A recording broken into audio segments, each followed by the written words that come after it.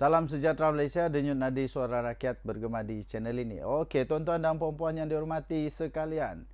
Perkembangan terbaru untuk isu rasuah. Isu rasuah yang telah melibatkan pemimpin-pemimpin besar negeri Sabah. Setelah dari sana kasi bom, kasi banyak-banyak lah, kecam sana kecam sini, masuk sana masuk sini, semua tempat dub dub dub dub dub dub dub dub, rancak di mana-mana, rancang tak berdosa. Di mana-mana rancak, sana masuk sini masuk, sana hentam, depan belakang atas bawah semua hentam. Hentam punya hentam punya hentam punya hentam. Akhirnya ramailah yang minta Haji Ji letak jawatan. Tapi hari ini Haji Ji telah keluarkan kenyataan yang cukup padu. Pada pendapat saya cukup padu, dan inilah yang kita harapkan daripada seorang pemimpin yang berani, yang tidak cepat melata, sikit-sikit letak jawatan, sikit-sikit letak jawatan. Pada pendapat saya tidak berapa baguslah paksa memaksa letak jawatan ini. Akhirnya Ketua Menteri Sabah Haji Ji berkata kerajaan tidak akan mudah tunduk kepada mana-mana ugutan kah, desakan kah, apa-apakah, permainan politik, retorik politik, mainan politik, fitnah-fitnah jahat, apa sajalah. Datuk Seri Panglima Haji Ji Nur akhirnya mengumumkan bahawa kerajaan tidak akan mudah tunduk kepada mana-mana desakan kah, ugutan kah, apa pun tidak. Dan Ketua Menteri Sabah juga telah mengumumkan, telah pun memberikan pengesahan kenyataan bahawa sebenarnya kerajaan negeri, kerajaan tidak pernah pun memberikan apa-apa lesen. Ya, tidak pernah memberikan apa-apa lesen, hanya prospecting license sahaja. Kalau saya tidak silap kamu baca ni, yang sisipan ni kamu baca. Dan kemudian rupanya cerita di sebaliknya itu, menurut yang saya baca dan saya ingat dan saya faham, iaitu ada orang yang cuba untuk apply juta-juta hektar. Ada orang cuba untuk apply untuk aktiviti-aktiviti lah di tanah tersebut. Tapi tanah itu sebenarnya fully protected area.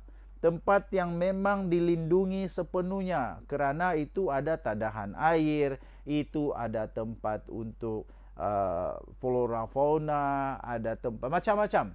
Tapi tempat itu sangat penting untuk dijaga. Sebab itu lesen tidak dibenarkan, tidak dikeluarkan.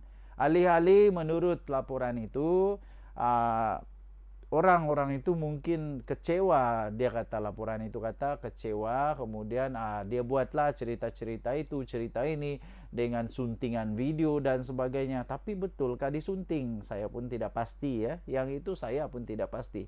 Saya tak pasti. Yang saya pasti SPRM ada pakar-pakar forensik. Dia forensik video, forensik suara, macam-macam forensik ada. Jadi nanti kita akan tahu sama ada itu betul atau tidak. Sama ada itu betul atau tidak. Okey, jadi kalau betul lah apa yang Ketua Menteri Sabah cakap itu, Haji Ji cakap itu, saya setuju dengan apa yang dia buat itu.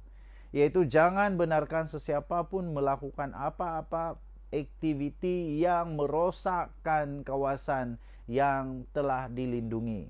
Sebab tempat itu tadahan air, tempat itu tempat flora fauna bertumbuh, membesar. Tempat itulah harapan kita pada masa depan untuk anak-anak cucu. So, adakah anda setuju? Terpulang kepada anda. Denyut nadi suara rakyat bergema di channel ini. Jangan lupa tekan butang subscribe, like dan share. Bye-bye. Salam sejahtera Malaysia. Denyut nadi suara rakyat bergema di channel ini. Akhirnya satu demi satu mulai bersuara untuk mendesak Ketua Menteri Sabah letak jawatan kalau memang ada merit, kalau memang ada merit di dalam isu rasuah yang melanda adun-adun di Sabah. Walaupun begitu, ada sudah juga wakil daripada kerajaan negeri Sabah punya pemimpin yang akhirnya membela Ketua Menteri Sabah, di mana mereka kata tidak ada pun nama Ketua Menteri kena sebut di dalam video. Begitulah dia punya alasan mudah, sebab tidak ada nama Ketua Menteri disebut. Begitu. Okey. Terbaru, pemimpin besar UMNO pula, Dr. Akmal pula muncul, tampil memberikan pendapat bahawa ya, Haji G patut untuk letak jawatan sekiranya ada merit. Ini satu demi satu. Okey.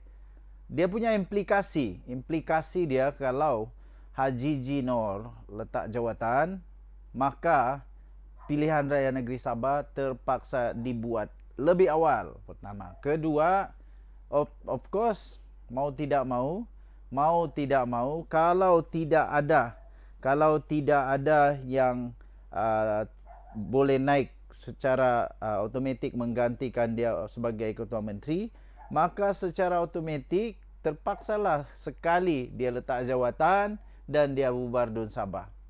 Saya fikir ada juga kebaikan untuk dia letak jawatan dan bubarkan DUN Sabah sebelum melarat benda ni. Lebih melarat, lebih susah untuk mau menang lagi. Tapi mungkin ada alasan-alasan tertentu daripada kerajaan negeri Sabah, daripada GRS ini untuk belum lagi kasih bubar DUN. Pertama, of course, cuaca sekarang mana sesuai untuk berkempen, untuk pilihan raya, belum sesuai. Kedua, of course, mungkin mereka belum bersedia, belum selesai perundingan kerusi, belum selesai perundingan siapa kawan, siapa lawan, belum selesai lagi perundingan untuk menentukan calon-calon yang boleh diketengahkan. Ada tempat-tempat yang mungkin belum ada calon atau masih berebut mau jadi calon. Biasalah dalam politik, mau tidak mau perkara itu boleh berlaku. Jadi banyak sudah yang mahu supaya Haji G letak jawatan. Saya selalu rasa bila Dr. Amal bersuara, dia ini macam magnet. Bila dia bersuara, maka orang lain pun akan turut ikut bersuara juga. Contohnya bila mau boykot, betul, orang lain pun ikut juga follow.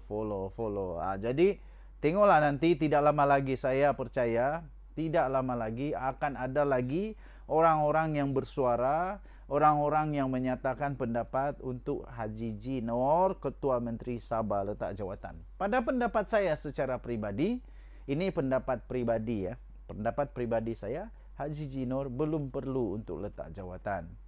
Itu pendapat UMNO daripada Malaya. Kita di Sabah, kita belum ada lagi tradisi kita, budaya kita yang asal ada masalah letak jawatan.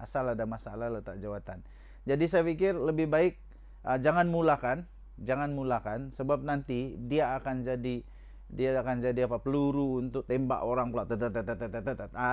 Peluru untuk tembak orang. Setiap kali ada masalah letak jawatan. Setiap kali ada masalah letak jawatan. Bubar. Letak jawatan, bubar. Itu bukan penyelesaian yang baik bagi pendapat saya secara pribadi. Lebih baik selesaikan dengan baik, buktikan bahawa tidak bersalah, kemudian barulah bubar dengan baik, supaya orang tidak nampak bahawa tujuan itu dibubar kerana untuk menyembunyikan kesalahan. Itu pendapat saya lah. Masing-masing ada pendapat, tinggalkan komen anda. Denyut Nadi, Suara Rakyat, bergema di channel ini. Bye-bye.